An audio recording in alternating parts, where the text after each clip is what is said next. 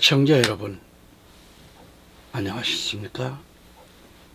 오늘은 표준성경 사도행전 18장 12절로 23절 말씀을 제가 봉독해 드립니다. 이후에 갈료가 아카이아의 속주 총독이 되자 유대인들이 한 뜻이 되어 바울을 대적하여 내란을 일으켰고, 그를 심판석으로 데려가서 말하기를 이 사내가 율법을 거슬러 하나님을 경배하라고 사람들을 설득하나이다 하였더라. 그런 다음에 바울이 이제 막 그의 입을 열려고 하자 갈리오가 유대인들에게 이같이 말하였더라. 오 너희 유대인들아, 만일 이것이 부당한 일이나 사악한 음란함에 관한 사안이라면 내가 너희를 담당해야 할 이유가 되었으리라. 그러나 만일 그것이 용어들과 명칭들에 관한 것과 너희 율법에 관한 어떤 문제라면 너희가 그것을 돌아보라. 이는 내가 그러한 사안들에 관해서는 판관이 되고 싶지 않기 때문이라. 그리하여 그가 그들을 심판석에서 내쫓았더라. 그때 모든 헬라인들이 회당의 최고 지리자인 소스테네스를 데려다가 심판석 앞에서 그를 때렸더라. 그리고 갈리오는 그런 것들 중 아무것도 개의치 않았더라. 18절에 그리고 2일 후에도 바울은 그곳에서 상당히 오래 더 머물렀다가 형제들에게 그가 작별을 고하였고 거기서 시리아로 항해하였는데 프리스킬라와 아킬라가 그와 함께 하였더라. 그가 어떤 소원을 했었기에 켄크리아에서 그의 머리를 깎았더라. 그리하여 그가 예배소에 왔으며 그들을 거기에 남겨두었으나 그 자신은 회당 안으로 들어가서 유대인들과 변론하였더라. 그들이 바울에게 자신들과 더 오랜 시간을 머물길 간절히 청하였을 때 그는 동조하지 않았더라. 그러나 그들에게 고별 인사를 하며 말하기를 나는 어떤 방식이로든지 이 다가오는 명제를 반드시 예루살렘에서 지켜야만 하느니라. 그러나 만일 하나님께서 원하신다면 내가 너희에게 다시 되돌아오겠노라 하였더라. 그리하여 그가 예배소를 떠나 항해하였더라. 그러고 나서 그가 카이사랴에 내렸다가 올라가서 교회에 문안한 후에 그는 안티오코크로 내려갔더라. 그리하여 그가 얼마의 시간을 거기서 보낸 뒤에 그는 떠났으며 갈라디아와 프르기아의 온 지방을 차례로 다니며 모든 제자들을 강건하게 하였더라. 아멘. 설교자인 저는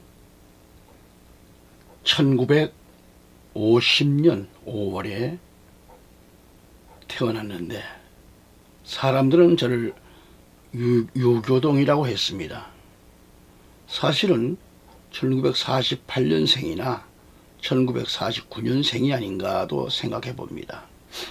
저는 당시 6.25 전쟁으로 어려운 시기에 동리에 있는 교회를 처음 나갔는데 미국 군인 아저씨들이 코 흘리긴 저를 너무너무 반갑게 그렇게 안아주고 그렇게 사랑해 주셨습니다. 당시 전쟁터라서 골목과 언덕 곳곳에 탄피들, 이 총알 껍질이죠. 탄피들이 많았고 그걸 주워다 집 뒤뜰에 쌓아놓았다가 후에 엿을 바꾸어 먹었던 때가 생각납니다. 그때 어린 꼬마인 저는 주일이면 교회로 뛰어갔습니다. 가면 미군 아저씨들이 빵과 초콜릿, 우유, 시래기 등 이렇게 한아름 들고 와서는 잘 먹었습니다. 그리고 예쁜 선생님들이 율동을 해가면서 찬송도 가르쳐 주시고 함께 찬양을 드리면서 목사님의 설교 말씀도 듣고 선생님들과 미군 아저씨들이 들려주는 도화도 아주 참 어린 나이에 재밌게 들었습니다.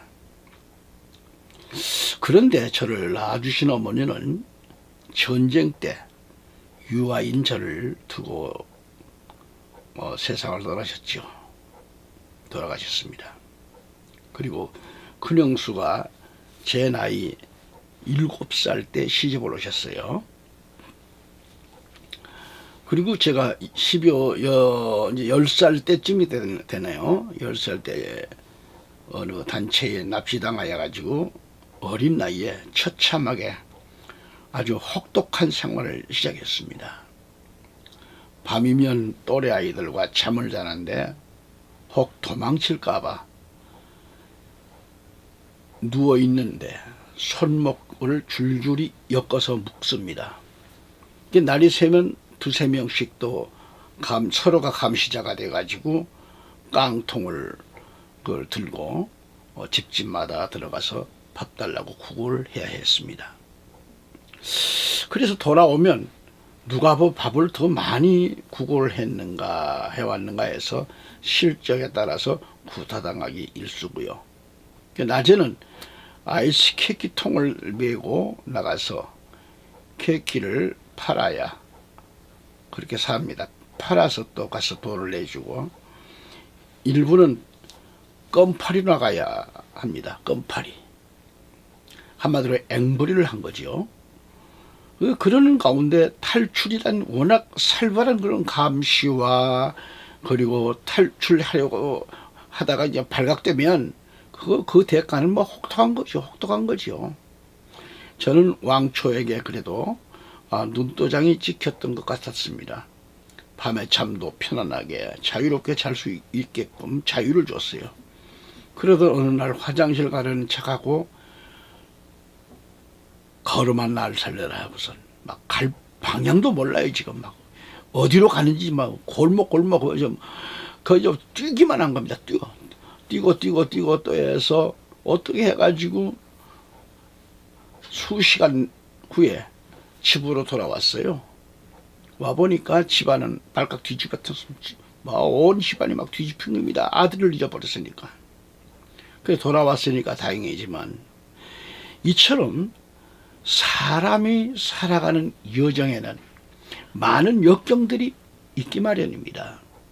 그러한 여정을 지나오면서 순풍 속에 살았던 사람들보다 역풍 가운데 살아왔던 그런 사람들이 더 역사에 남을 것입니다. 그러한 역경을 딛고 일어선 사람은 큰 업적을 남긴 것을 볼 수 있는데요. 오늘은 그래서 본문 말씀을 통해서 역경을 극복하는 길, 그러한 제목으로 함께 은혜의 시간이 되었으면 합니다. 그러면 오늘 본문 말씀을 들어가 봅니다. 첫째로 바울은 내란을 일으킨 자들로부터 고소를 당했다는 것이죠. 내란. 첫째로 사도 바울은 지금 동족인 유대인들로부터 고소를 당했잖아요. 그것도 일제히 일어나서 대적하며 재판에 회부했다고 했어요. 이런 일의 결과가 뭐예요? 이런 일의 결과는 당시에는 보나마나 한 일이었습니다만은 그 당시 재판이라고 하는 것은 지금처럼 변호사가 있는 것도 아니고 삼심제도가 있어서 재판에 무슨 기회가 몇 번씩 주어지는 것도 아니고 법을 알고 법대로 심판하는 판사들이 있는 것도 아니란 말이죠. 다만 형식적인 것이고 모든 것은 정치적으로 결정되었습니다. 그런데도 왜 하나님은 바울에게 이러한 정치적 가시를 이렇게 허락하셨을까 하는 거죠. 독수리는 둥지를 만들 때 아주 높은 바위틈에 집을 짓는다고 합니다. 그러니까 둥지는 다른 새들처럼 무슨 건물로 짓질 않고 가시를 물어와 가지고 새끼들 집을 짓습니다. 그래서 그 위에 이 약한 짐승의 가죽으로 둥지 안을 덮고 새들을 잡아와서 그 깃털을 뽑아가지고 둥지에 깔았어요. 그리고 그 위에 알을 낳고 부화시키는 겁니다. 새끼들은 자기들이 있는 곳이 가시 위인 것을 전혀 모르고 어미독수리가 물어다 주면 그것만 먹고 자랍니다. 이 세월이 조금 지나가면 어미독수리는 새끼독수리를 훈련시키는 거예요. 먼저 자신의 날개에 올라타게 만듭니다. 그렇지만은 새끼들은 창공에 대한 공포증 때문에 말을 듣질 안 올라가려고 그래요. 무서워 여깁니다. 그때 그 어미독수리는 둥지 안에 깔아놓았던 새의 깃털을 다 치워버려요. 날카로운 가시만 남습니다. 그래서 새끼들은 이리 찔리고 저리 찔리고 그러다 보니까 어쩔 수 없이 어미등에 올라타는 거죠. 그래서 먼저 창공을 나는 법을 가리킵니다. 그렇게 배워요. 때로는 높은 창공에서 어린 독수리들을 떨어뜨리면 어린 독수리들은 나 죽는다고 날개를 퍼덕거리면서 죽을 힘을 다해 퍼드덕대면서 떨어질 때 어미 독수리는 쏜살같이 내려와서 등에 업습니다. 떨어지는 새끼를. 그렇게 반복된 훈련을 통해서 창공을 마음껏 날 수 있는 강하고 용맹스러운 그런 독수리로 만들어진다 그런 얘기죠. 이처럼 우리 하나님께서는 크게 들어쓰실 종들, 하나님의 종들을 강하게 여러 가지 어려운 여건 속에 훈련을 시킵니다. 네? 평소에는 경험해보지 못했던 배고픔, 때로는 혹독한 시련을 당하게 될 뿐만 아니라 그런 것, 이런 일 저런 일로 인해가지고 결국은 단련이 되는 거예요. 단련을 받습니다. 훌륭한 목사, 큰 교회가 기양되는 게 아니잖아요. 때로는 병원에서도 정말 치료가 불가능한 엄청난 그런 시련을 통해 죽음 직전에 하나님은 찾아와 주셔서 고쳐주시고 결국 하나님의 종으로 들어서시는 일들을 경험했습니다. 때로는 저수지에서 수영하다가 몸이 마비 현상을 일으켜가지고 빠졌는데 죽음 직전에 하나님은 사람들을 통해서 살려주셔서 살았습니다. 그 외에도 교통사고를 비롯해서 5번을 죽음 직전에서 하나님은 살려주셨습니다. 저는 정말 이러저러한 우여곡절이 참 많았습니다. 설교자는 1970년도에 목회자가 됩니다. 오늘에 이르기까지 목회를 약 50년 이상을 해왔지만 하나님 앞에서 가장 부끄러운 종으로 살았습니다. 그토록 오랜 목회를 해오면서 예배당 한 곳 지지를 못한 그런 부끄러운 것 때문에 그게 항상 부끄러워요. 하나님 앞에 정말 죄송하고 부끄럽고 그런 상황. 그래서 날마다 기도 가운데 주여, 나 자신을 내려놓고 또 주여 하면서 나 자신을 돌아보면서 하나님 앞에 부족한 것이 많아서 눈물이 날 때가 있습니다. 너무도 마음이 아파합니다. 13번의 개척교회를 해오면서 한 번도 교회를 세워보지 못했기 때문에 큰 교회 목사님들을 만나면 존경이 가고 그렇게 부러울 정도입니다. 아주 부러워요, 부러워. 응? 그래서 결심한 것은 20년 전 지저스 타임즈, 우리 기독교계 신문이죠. 지저스 타임즈 지면 신문을 그때 발행하게 됩니다. 물론 이제 그 이전에는 목회를 하면서 뭐 신문을 발행하면서도 목회를 하고 있었으니까요. 그러면서 타 신문사에서도 좀 있었고, 그런 가운데 지면 신문을 2년 동안 기도하는 가운데에 발간하게 됩니다. 그래서 그리고 그 해에 인터넷 방송을 개설해 가지고 20년 전 얘기에 오늘에 이르기까지 신문과 방송을 운영하고 있습니다. 신문도 지금 계속 발행되고 있습니다. 그게 뭐예요? 그렇게 할지라도 10,000분의 1이라도 주의 일을 더하기 위해서 그렇단 말이죠. 이렇게 하는 것은. 지금은 교회 일은 이제 은퇴하고 신문과 방송에만 매진하고 있습니다. 우리 예수님 주님이 부르시는 그날까지 지면을 통해서 또 이 방송을 통해서 주의 말씀을 외치다가 하나님께 가야 되겠다 하는 것밖에 없습니다. 독자 여러분의 그 적극적인 참여와 기도로, 후원으로, 또는 구독과 좋아요도 눌러주시면 정말 감사하고 힘이 되겠습니다. 저는 죄인입니다. 부족합니다. 제가 기도드리면서 올리는 영상 설교는 마지막 때를 바로 준비하면서 어떻게 살아야 할 것을 주제로 하고 있고, 밤마다 그래서 하나님께 기도드리면서 메시지를 준비하고 녹화하고 올리고 있는 겁니다. 할렐루야.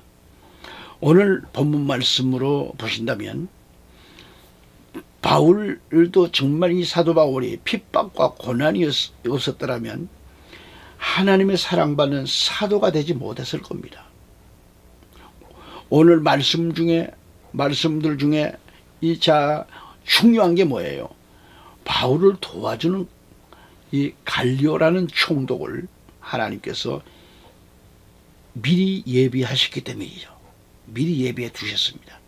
이것을 우리는 여호와 이레라고 말합니다. 제가 송파 석촌호수 부근에 있는 중용교회에서 노예에서 파송을 받아 부임을 하고 원로 목사님 2분을 모시고 목회를 해왔습니다. 그런데 문제는 제가 그 교회를 가보니까 새벽 기도회를 당회를 열어가지고 새벽 기도를 없애버린 교회입니다. 그리고 담임 목사 거처는 가락시장 옆 목욕탕 지하실방을 사택으로 준비해 주셨는데, 여름이 되니까요 막 습기가 많아가지고 벽에서 물이 줄줄줄 흐르는 겁니다. 벽을 타고. 그래도 우리 가족은 하나님께 감사드리고 살았습니다. 딸아이는 당시 가락중학교를 다녔고요. 제가 이 교회를 부임하자마자 첫 주일 예배를 마치고 전 교인들에게 광고를 합니다. 내일 새벽부터 성도님들, 전교인 새벽 기도를 나올 수 있을 것을 권했습니다. 그때 2분 원로 목사님과 재직들이 당회에서 새벽 기도를 안 하기로 결의가 된 것인데 안 된다는 겁니다. 저는 새벽 기도의 중요성을 말씀드리고, 우리 부부는 누가 나오든 안 나오든 새벽마다 목을 놓아 울면서 기도를 드렸습니다. 그렇게 해서 몇 개월이 지났을 때 원로 목사님이 사모님과 새벽 기도를 나오기 시작했습니다. 첫 번째는 불만스러운 그런 표정으로 나오셨지만 한 달이 지났을 때 원로 목사님이 제 손을 꼭 잡고 말씀합니다. 야, 새벽 기도가 이렇게 중요한 줄 내가 몰랐습니다. 그래서 전 교인들에게 알려서 내일부터 새벽 기도를 시작하자면서 전도사에게 아침 새벽에 봉고차로 돌면서 성도님들을 모시고 오라는 그렇게 얘기하십니다. 그냥 놀라운 역사가 일어났습니다. 새벽기도를 없애버린 교회가 다시 회복된 거예요. 성도들이 달라지기 시작했습니다. 달라지기 시작해요. 또한 문제는 원로 목사님이 두 분이 저를 부르시더니, 목사님, 아들과 사위를 좀 장로 추천을 좀 허락하여 노예에 등록해달라는 것입니다. 저는 한마디로 거절했습니다. 거절했어요. 이유는 뭘까? 이들은 주초를 금하지 못하기 때문에 그래요. 주초를 금하지 못하는 분들이에요. 이날 이후로 당회에서 많이 제가 시달림을 받았어요. 어느 날 새벽기도를 드리고 있는데 갑자기 이곳을 떠나라 라고 하는 음성을 들었습니다. 그 다음 날도 같은 음성이었어요. 그래서 주일 예배를 끝으로 교회를 제가 사임합니다. 교인들은 영문을 모르기 때문에 깜짝 놀랍니다. 결국 하나님께서는 저를 그 교회를 떠나게 하셨습니다. 즉시 석촌호수 쪽에서 삼전동이 가까우니까 삼전동 그쪽 지역에 그 송파구 삼전동에 지층 40여 평을 월세로 들어가 새롭게 교회를 개척을 한 것입니다. 앞서 있었던 교회를 떠나온 지가 7일 만에 저희 가족이 머물러 있었던 목욕탕이 보일러 폭발로 인해 가지고 그 안에 지하실에 있었던 많은 분들이 다치고 여러 명 죽었어요. 그런 뉴스도 나왔고요. 하나님께서 그곳을 떠나라고 그렇게 하셨는데 저와 가족을 살려주려는 뜻이 있으셨습니다. 목욕탕 지하에 그대로 머물러서 했다면 어떻게 되겠습니까? 생각만 해도 끔찍한 일이죠. 저는 지금껏 어려운 일이 있어서 난감한 일이 발생하면 먼저 감사기도를 드립니다. 그리고 문제 삼지 아니하고 하나님께 기도드림으로써 어떤 어려운 일도 극복할 수 있게 해주셨습니다. 사람이 살다 보면 별것 아닌데도 시험 들 때도 있지만은 이를 문제 삼지 않고 다 받아들이면서 기도로서 하나님께 감사드리며 해결하게 하셨습니다. 그리고 한 번은 교회 서재에서 말씀을 보면서 주일 예배를 준비하는 가운데 교회 아래 문구점을 제가 다녀오게 되었는데 백화사전 몇 권과 소중한 것 등이 없었어요. 와보니까 그때 저는 짐작하고 바로 감사기도를 드렸습니다. 하나님, 내게도 소중한 것들이지만 이를 가져간 사람 또한 필요해서 가져간 줄로 믿습니다. 그가 누구인지 저는 알지 못하지만 그도 예수 그리스도를 영접할 수 있는 기회가 되게 하여 주옵소서. 그리고서 누군지를 모르지만은 그를 위하여 기도를 드렸습니다. 그로부터 한 주간이 지난 주일 낮 예배 때에 키가 크고 몸짓이 아주 큽니다. 이런 거구가 술에 취한 채 그런 상태로 설교하고 있는 강단을 향해서 주먹을 불끈 쥐고 다가섰는데 갑자기 강대상 앞에서 이 강대상을 올려 서는 중에 윽 하고 그대로 떨어졌어요. 쓰러졌는데 예배가 끝날 때까지 우리 성도들도 가만두라 그랬어요. 일어나지 못해. 설교 끝날 때까지. 설교가 끝난 다음 그 형제를 위해서 제가 기도를 해드리고 일어서는데 목사님 하고 저를 붙드는데 온몸이 사시나무 떨리듯 부들부들 그렇게 뜹니다. 그리고 하는 말이 목사님 그 책들을 제가 가져갔습니다. 저를 도둑으로 경찰에 신고하지 말아 주십시오. 저는 그 책들을 팔아서 술 마시려고 그랬는데요. 그랬다는 거예요. 술 마시려고 가져갔다는 거예요. 다시 한번 그 형제를 붙잡고 기도를 해줬습니다. 그리고 돌아갔습니다. 그 형제는 알고 보니 전과 7범이었습니다. 그런 책을 싸들고 내게 왔습니다. 그의 부인과 세 아이들과 같이 왔습니다. 딸아이들. 잘생겼어요. 아이들이. 조만한 아이들이. 그래서 그와 그의 가족들을 붙들고 간절한 마음으로 기도를 해 주었는데,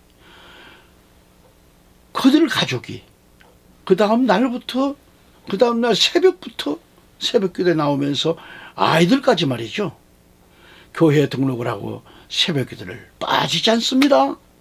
그렇습니다. 감사 기도를 드리기만 하면 한 가족을 구원시킬 수 있었다는 걸 말씀드리는 거예요. 저는 지금껏 문제를 문제 삼지 아니하고 하나님께 감사 기도를 드렸을 때 해결은 하나님이 해주셨어요.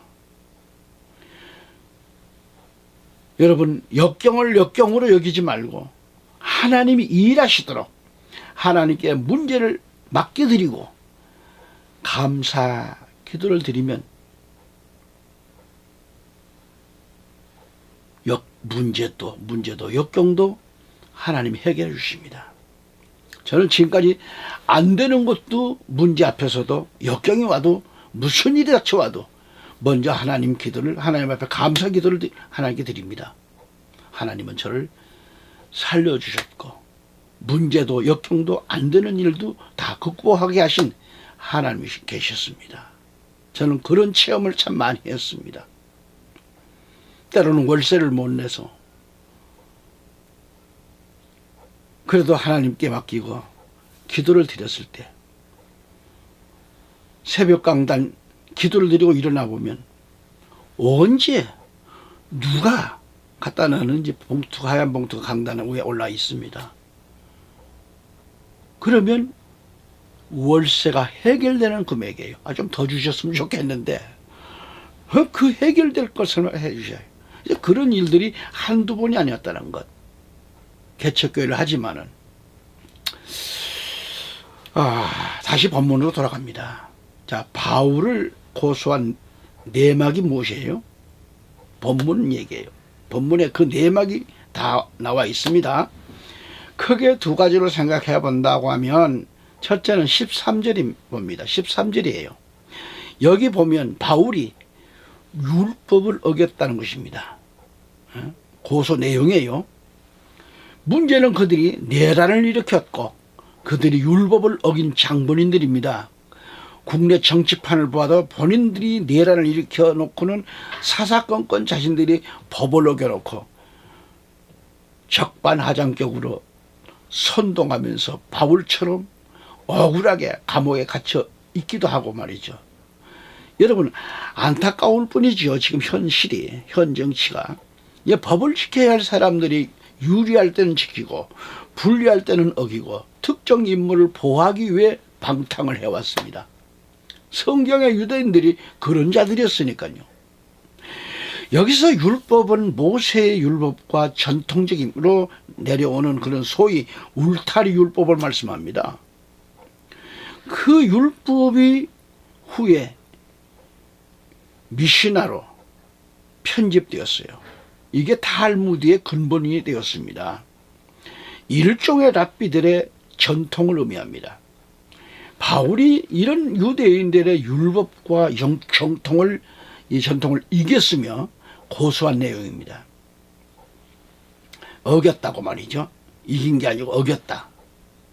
사실 바울은 유대인들의 전통보다 복음을 우선시한 것이 사실이에요. 둘째는 하나님을 공경하라는 바울의 메시지를 저들은 받아들일 수 없는 방법으로 사람들을 유혹한다는 것으로 바울을 고소한 내용입니다. 두 번째가. 그러니까 유대인들이 고소한 내용은 바울이 율법을 거슬러 하나님을 경배하라고 사람들을 설득했다는 거예요. 이해를 돕는다면 저들의 그 고소 내용은 모세의 율법적인 방법이 아닌 복음으로 하나님을 섬기도록 가르치는 것이 그게 죄목입니다. 예수님의 미움을 받은 것이 바로 복음 중심으로 말씀한 것이고 바울이 고발을 당한 것도 전통적인 율법이 아닌 복음 중심이었기 때문이에요. 이처럼 정치인들은, 이 정치인들을 비롯 사람들은 자신들의 그 주장과 다르다고 생각하면, 그렇게 생각이 되면 모든 것들을 다 부정한 그런 편견에 중독되어 있어요. 지금 이 고질적인 편견을 버리지 않게 되면 하나님의 섭리의 손길을 볼 수가 없다고 하는 것을 알아야 합니다. 설교 중에 양해를 구합니다. 제가 지금 교통사고 이후에 지금 아직 어눌합니다, 혀가. 그래서 좀 발음이 좀 어눌할지라도 용서해 주시고 기도 부탁드립니다. 두 번째는 아카이아의 속주가요. 아카이아의 속주, 총독 갈리오의 정의로운 재판입니다. 본문을 보면 내란을 일으킨 바울의 대적자들의 고소를 담당한 재판관 갈리오의 판결을 볼 수 있습니다. 그러니까 갈리오는 14년 동안 아카이아의 총독을 맡고 있습니다. 이 총독 갈리오는 네로 때의 네로 제거의 음모에 가담했다고 하는 혐의를 받고 제거된 사람이죠. 그러나 바울에게는 갈리오가 큰 도움을 준 사람이기도 하죠. 그는 고린도 지역이 포함되는 아카이아의 지역의 총독이었습니다. 그는 하나님을 알지도 믿지도 않는 재판관입니다. 하나님께서 갈리오의 마음을 감동하셔서 재판을 거부하였다고 했습니다. 15절에. 그리고 15절을 다시 보면 만일 그것이 용어들과 명칭들에 관한 것과 그 너희 율법에 관한 어떤 문제라면 너희가 그것을 돌아보라. 이는 내가 그러한 사항들에 관해서는 판단이 되고 싶지 않기 때문이라. 16절 보면 그리하여 그가 그들을 심판석에서 내쫓았다고 그랬습니다. 내쫓았다. 당시 그는 총독으로 취임하자마자 이 사건을 담당하게 됐던 것이죠. 유대인들은 갈리오가 총독이 된 지 얼마 안 됐기 때문에 자세한 내용을 알지 못했습니다.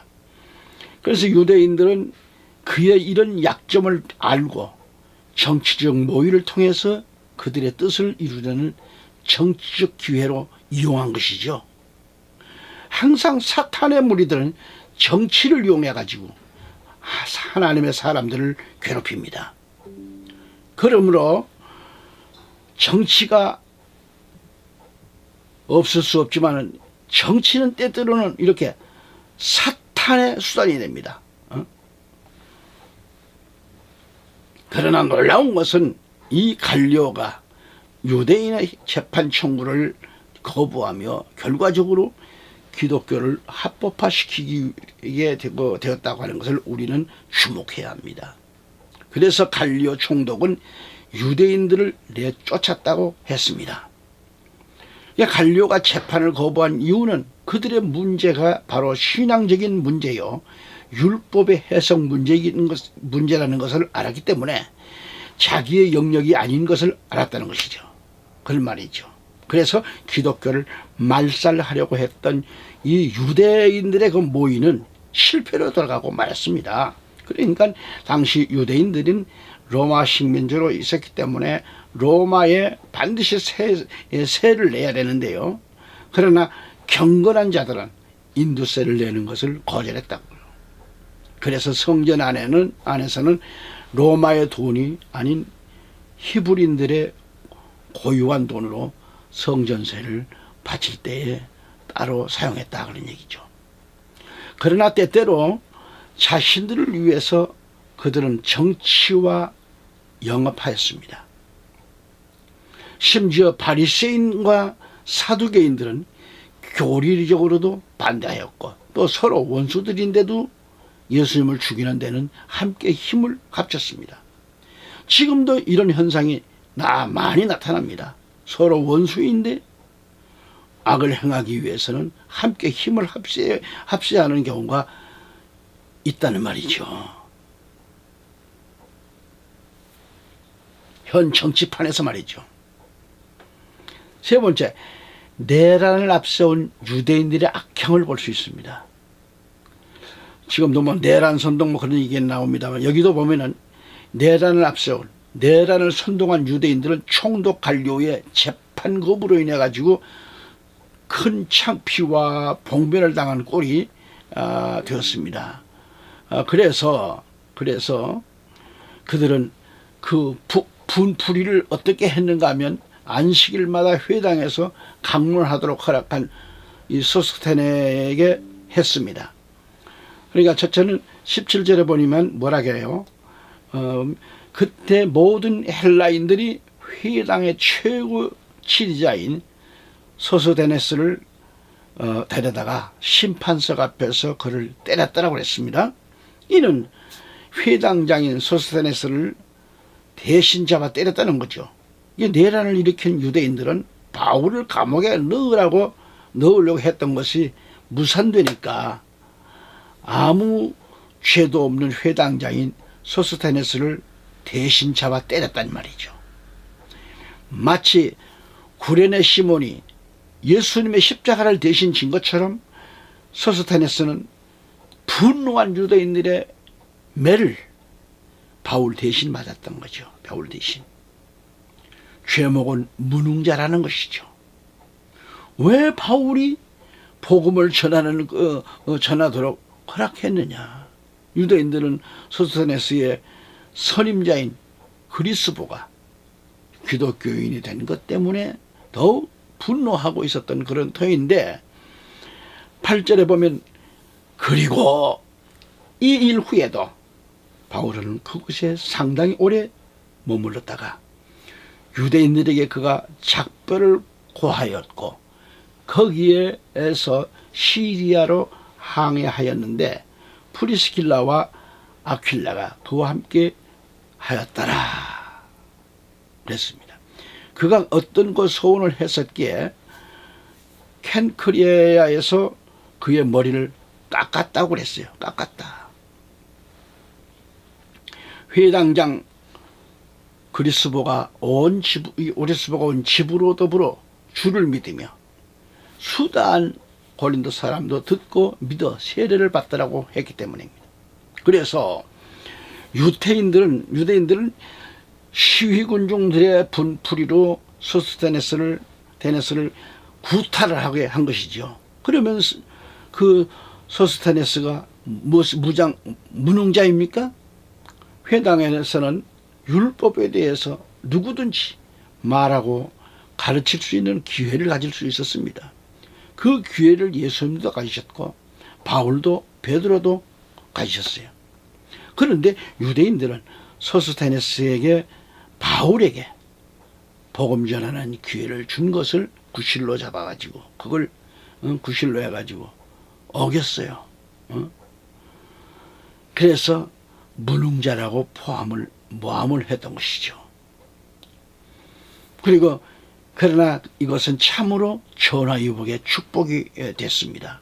여러분, 고린도서 1장 1절에 보면 바울과 형제 소스테네스는 그렇게 말씀이 기록되어 있는데 이것은 아주 중요한 그런 기록의 말씀입니다. 어떻게 유대인들의 회당장인 이 소스테네가 바울의 형제라고 말을 들을 정도로 그런 자리에 오르게 됐을까? 그 회당에서 바울이 전한 복음을 들었고 그 재판 과정을 보면서 살아계신 하나님을 만났기 때문이에요. 매맞음이 하나님을 만날 수 있게 해준 그런 계기가 됐다란 말이죠. 그래서 성경은 말합니다.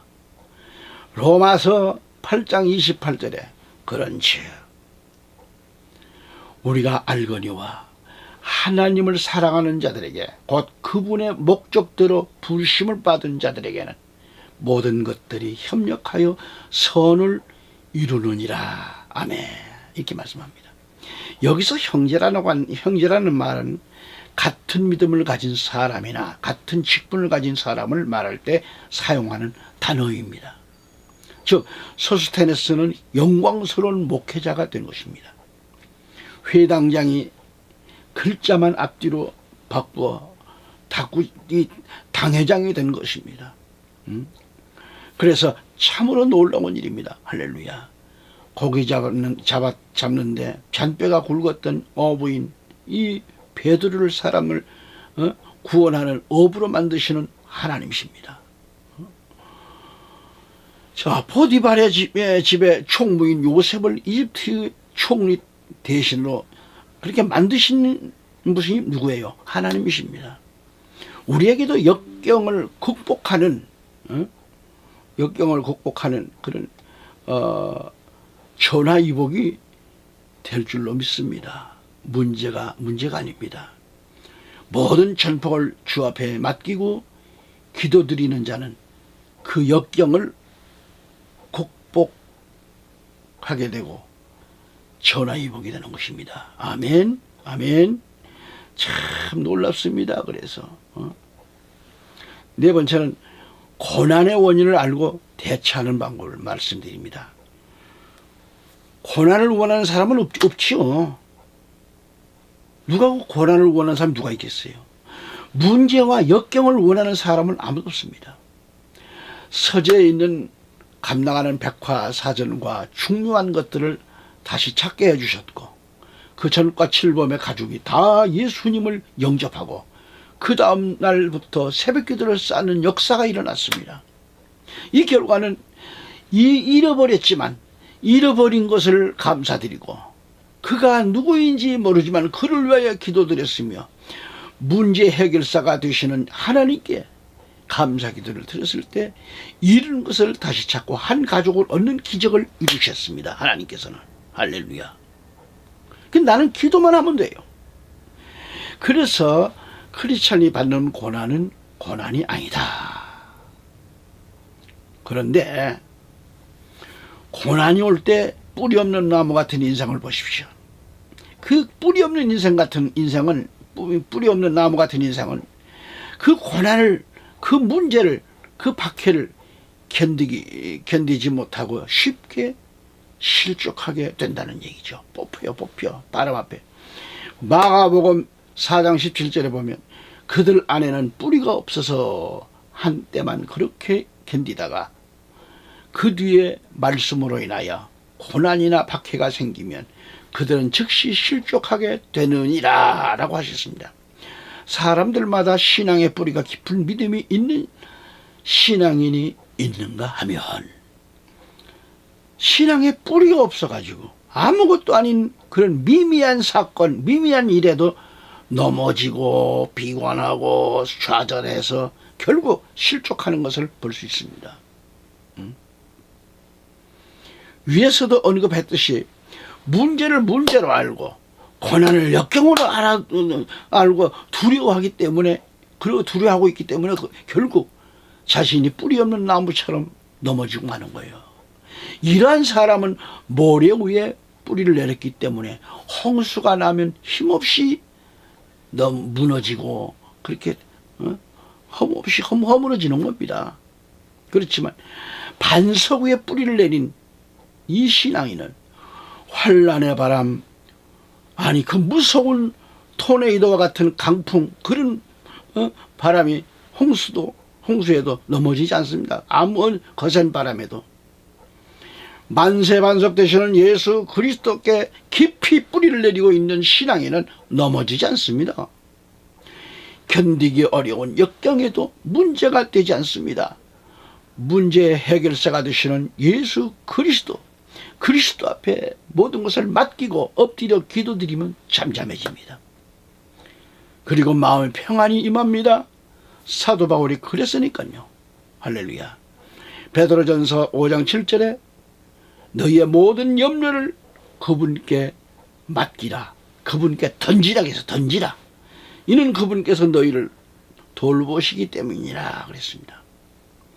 이제부터 문제 앞에 머리 싸매지 마세요.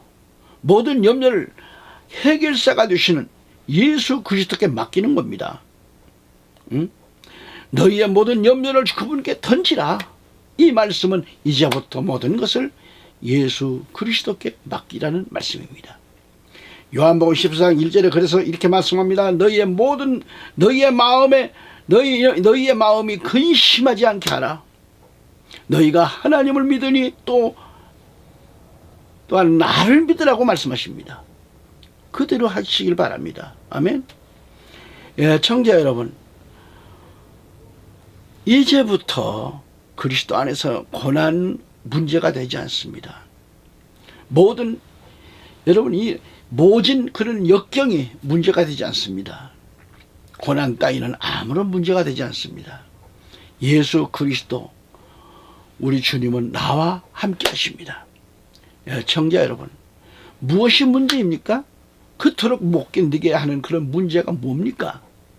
이제부터 하나님 앞에 나와서 두 무릎을 꿇으세요. 그리고 간절한 마음으로 기도드리기만 하면 되는 거예요. 믿음으로 생각을 바꾸십시오.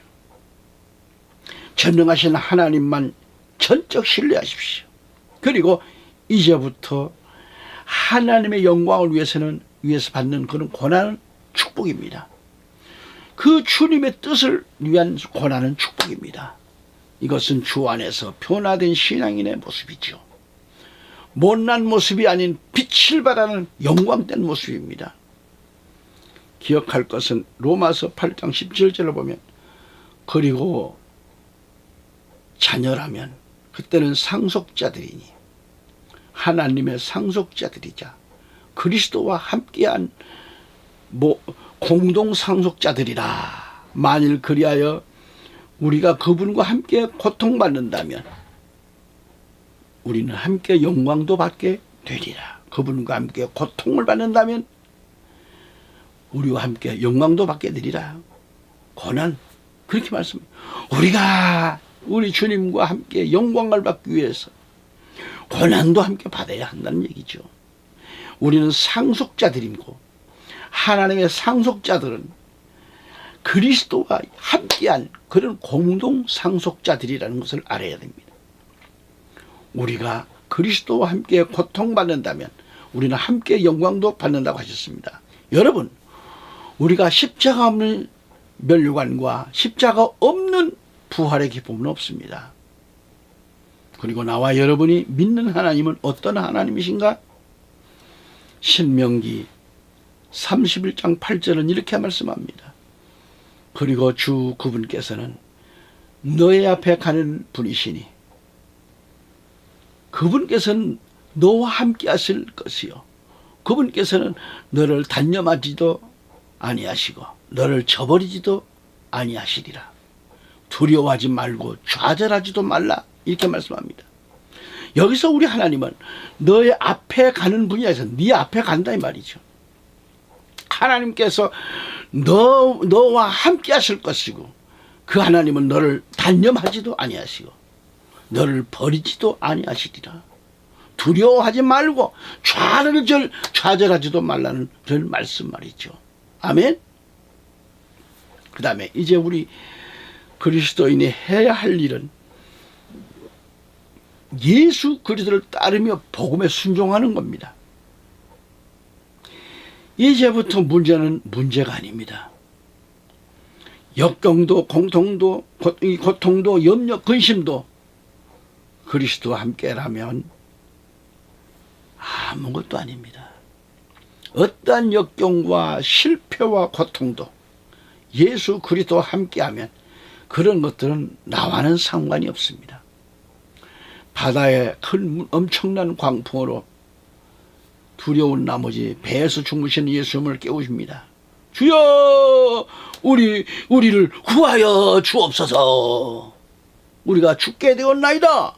그러면서 공포에 떨고 있을 때 예수님은 마태복음 8장 26, 27절에 보면 이를 해결해 주셨습니다. 이에 그분께서 그들에게 말씀하시기를, 너희 믿음이 적은 자들아, 어찌하여 너희는 두려워하느냐 하시니라. 그때 그분께서 일어나셔서 바람들과 바다를 꾸짖으시니 대단히 고요해졌더라. 그러나 그 사람들은 놀라워 하면서 말하기를, 이분은 어떤 부류의 사람이시기에 심지어 바람들과 바다도 그분께 순종하는가 하였더라 그랬습니다. 아멘. 여러분은 문제 앞에 어떠한 존재입니까? 그 문제의 바람과 광풍 앞에 죽겠다고 실망하는 사람들입니까? 예수님이 하신 말씀이 뭡니까? 오 너희 믿음이 적은 자들아 어찌하여 너희는 두려워하느냐 하시고 그 문제의 바람들과 바다를 꾸짖으셨으니 대단히 고요해졌더라 이 말이죠. 여러분은 믿음이 적은 자가 아니라 주님과 함께하고 있습니다. 그걸 믿으십시오. 주님과 함께하고 있다고 하는 것은 모든 염려를, 모든 문제를, 모든 역경을 두려워하지 말고 나를 믿고 따르라고 하는 말씀이죠. 그리하면 그때부터 마음에 뭐가 와요? 평화가 임한다는 것을 믿으시기 바랍니다. 감사합니다. 오늘도 여기서 말씀을 드립니다. 다음 시간 또 준비되는 가운데 찾아뵙겠습니다. 그날까지 주 안에서 건강하시기 바랍니다. 감사합니다.